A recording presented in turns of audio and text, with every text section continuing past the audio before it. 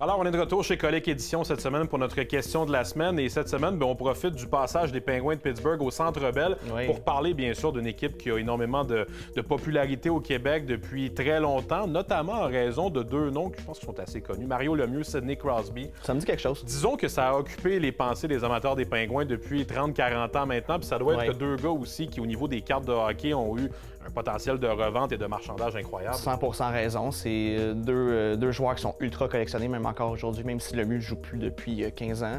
Il y a encore beaucoup de gens qui vont collectionner ses cartes. Sidney Crosby, c'est pas une surprise non plus. Il est ultra collectionné.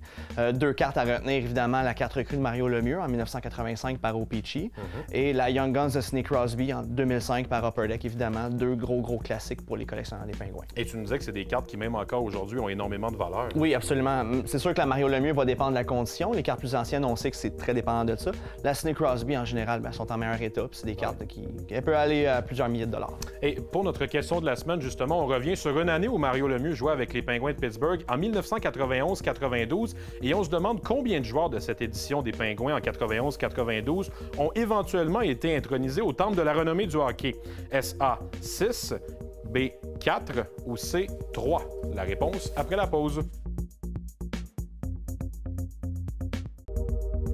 On se demandait avant la pause combien de joueurs des Pingouins de Pittsburgh de l'édition 1991-92 ont éventuellement été intronisés au Temple de la renommée du hockey. La réponse est A, 6.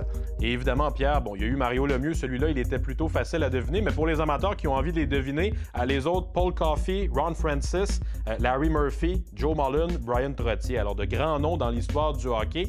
Et un team de feu. Je pense qu'on peut supposer aussi qu'il va en avoir un 7e bientôt avec Jaromir Jagr. Je pense qu'on se mouille pas trop en disant qu'il va être au Temple de la renommée. Ce n'est que formalité, c'est une question de temps, mais c'est sûr que le deuxième pointeur de l'histoire, il va se retrouver. Il devrait trouver sa place là. Jagr, est-ce que c'est le genre de joueur qui a une belle valeur aussi au niveau des cartes? Oui, il est quand même assez collectionné. Puis parmi tous les joueurs qui ont gagné, dans le fond, dans cette mouture-là, tout de suite après Mario Lemieux, ce serait Jagr le plus populaire dans le hobby. Et d'ailleurs, tu avais une carte de lui avec lui qui est sa carte recrue. Sa carte recrue, il y en a plusieurs cartes recrues Jagr. C'est sûr que c'est années 90, souvent c'est un peu moins de valeur, mais celle-là, la O-Pee-Chee premier, c'est celle qui est la plus populaire et la plus rare.